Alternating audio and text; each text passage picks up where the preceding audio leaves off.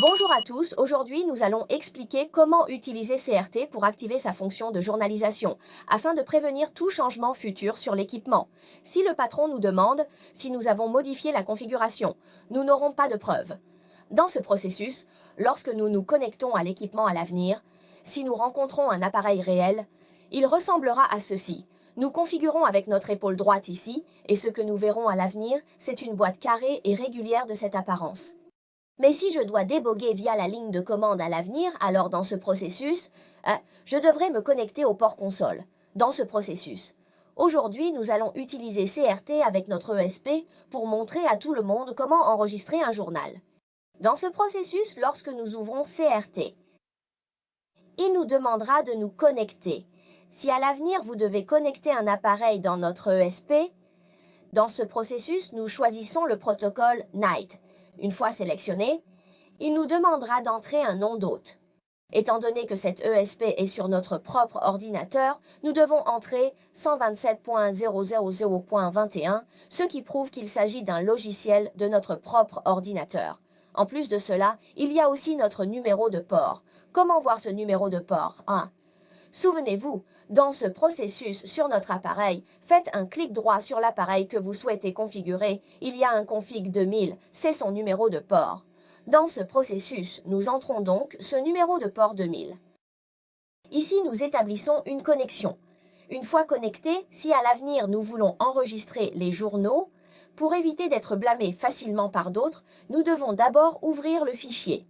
Dans ce processus de journalisation, nous devons d'abord trouver un endroit où nous voulons enregistrer le journal à l'avenir. Par exemple, ici je l'enregistre sur mon bureau. Puis nous cliquons sur Enregistrer pour sauvegarder. Après avoir enregistré dans ce processus, il y a un paramètre de dessin accessible par un clic droit. Une fois que vous avez cliqué dessus, dans le dossier des journaux, nous devons d'abord choisir l'emplacement du journal, par exemple, dans ce processus. Nous venons de l'enregistrer, sur notre bureau. Alors, après avoir fait votre choix ici, cliquez sur Save pour enregistrer, mais ce n'est pas tout à fait terminé ici. Si, dans ce processus, nous devons ajouter un petit quelque chose à la fin. Alors ici, à la fin du chemin, nous choisissons d'entrer ce texte. Rappelez-vous, dans ce processus, à quoi cela sert-il? Cela permet de faire un enregistrement automatique précis en fonction de nos mois et années. Et ici, il faut choisir le démarrage pour enregistrer automatiquement nos journaux. En dehors de cela, dans le coin inférieur droit, nous disons qu'il y a aussi quelque chose que nous devons remplir. Cela signifie que dans le futur, je veux qu'il enregistre à une heure précise. Donc, dans ce processus, c'est ainsi que je dois le connecter. Et ici, il est préférable que tout le monde utilise des lettres minuscules lors du remplissage. Une fois que tout est configuré, nous cliquons sur OK ici.